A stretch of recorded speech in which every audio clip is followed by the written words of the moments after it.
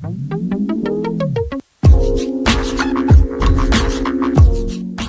good morning, everybody.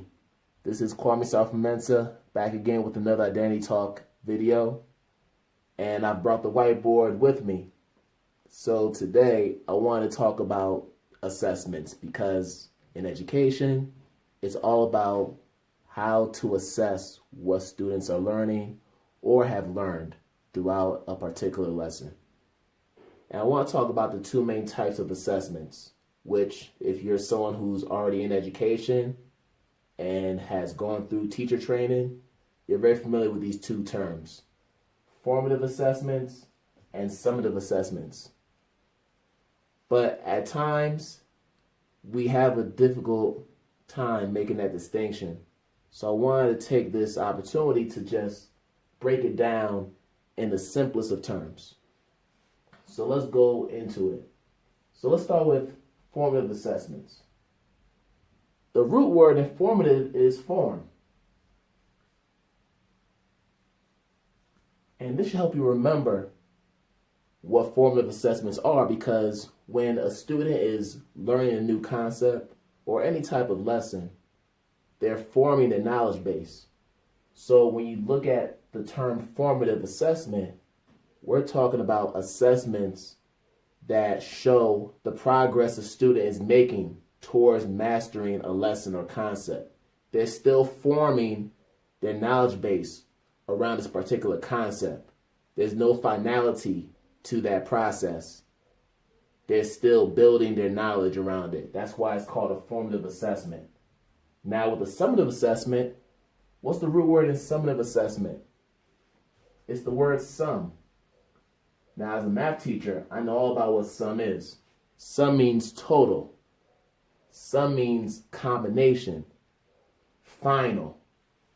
So when we talk about summative assessment, we're talking about what a student has learned at the end of the lesson, at the end of being taught the concept. What have they learned? So it's a summary of their knowledge base. So when you look at that, we're getting a final assessment of what they've covered and learned throughout that lesson. Now, there are different types of assessments that we give students. Obviously, we have what we call informal observation, right? As teachers, we're always observing our students, whether it's during the lesson, in the beginning of a lesson, or at the end of a lesson. And as we're observing our students to see what they know, we tend to walk around and observe maybe the types of questions they ask. So when we talk about observation, there are different ways to observe what a student knows. It could be the type of questions they ask during a lesson. That gives you an indication of what they may or may not know about the concept. It's not always about the answer. Sometimes it's the type of questions the student asks, because that can give you an idea of how they're thinking about the concept. So questions, obviously. What type of errors are they making in their work? That is also a form of assessment, because if we know what type of errors they're making, that gives us an idea of how to address the issue with the student and how to get them to a place where they're gaining a more accurate and stronger understanding of the concept. So I'm going to take it a step further and just put in item analysis. So this really speaks to what we do when we talk about data-driven instruction. When we review assessments, particularly summative assessments like an end-of-unit test, or even the standardized test that we all have to give to students near the end of the year, we're talking about the questions they're asked, but also how they answer the questions, why they get the questions wrong, why they get them correct. We're looking for these trends. So that's what we mean by item analysis. If we're able to identify the errors that they make, we can then inform the pedagogical approach that we take to address this trend. So we have questions, we have errors, but then we have some of the other assessments. So we have end of unit test.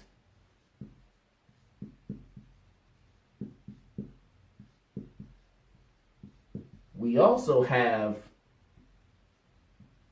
KWL charts.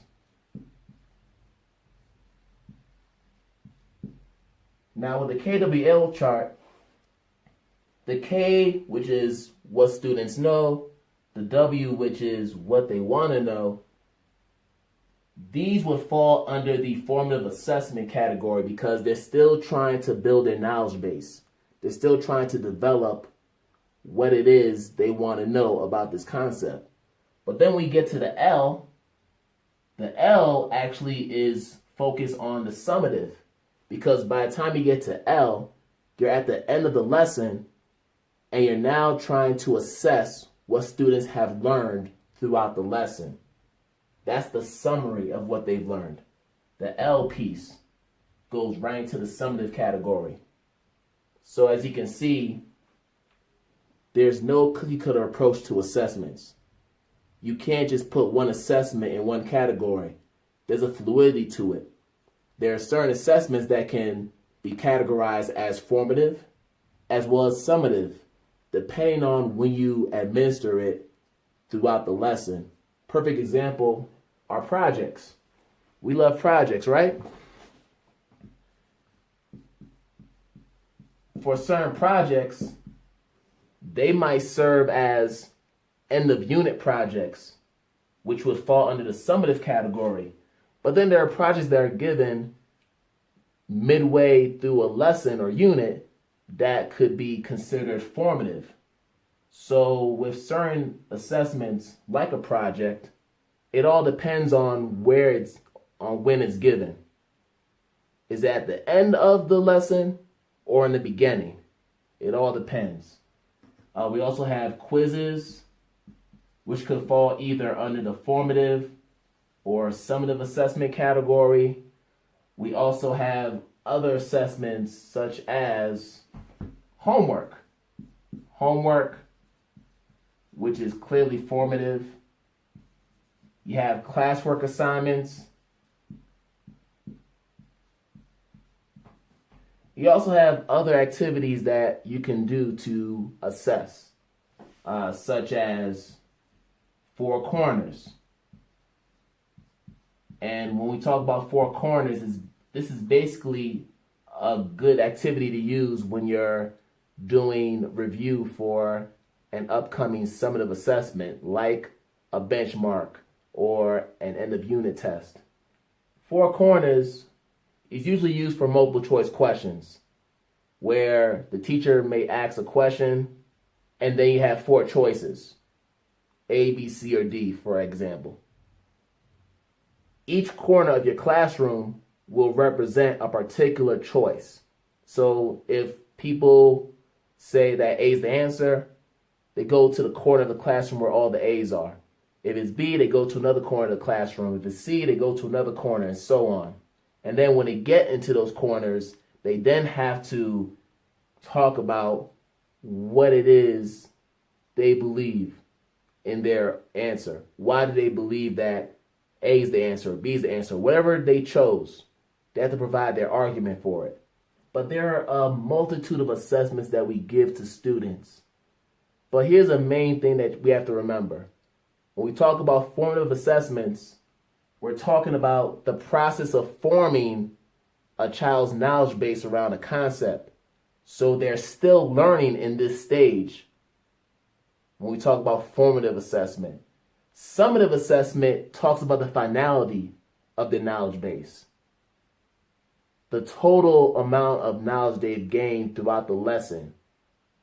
It's a summary. So when we get to this place, we're trying to get one final assessment of what they've learned.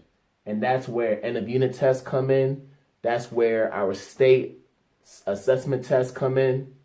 In some cases, end of unit projects come in as summative assessments, to really get a gauge of what they've mastered throughout the lesson. So that's basically it, y'all. So the main thing to remember, whether it's a formative assessment or summative assessment, we should be assessing our students every single day. There should never be a day where we're not assessing students. Whether it's the informal observation, whether it's an item analysis of work they've done, whether it's the homework or classwork, KWL chart, all the other assessments that are available to us as teachers. There should never be a day throughout the school year where you're not assessing a student's performance or progress towards mastery of a particular lesson. But let's remember to stay on our students when it comes to gain that understanding of what they know and what they don't know. That's our responsibility as teachers. If we don't get that gauge of where they are, we don't have the ability to inform their instruction. And that's it. So if you want to subscribe for more videos, look for my name, Sarfo-Mensah, to get more videos on assessments and other concepts within our education realm. And that's basically my spill. So until then, this is Sarfo-Mensah signing off. Have a great day, and let's keep on inspiring those students. All right, peace.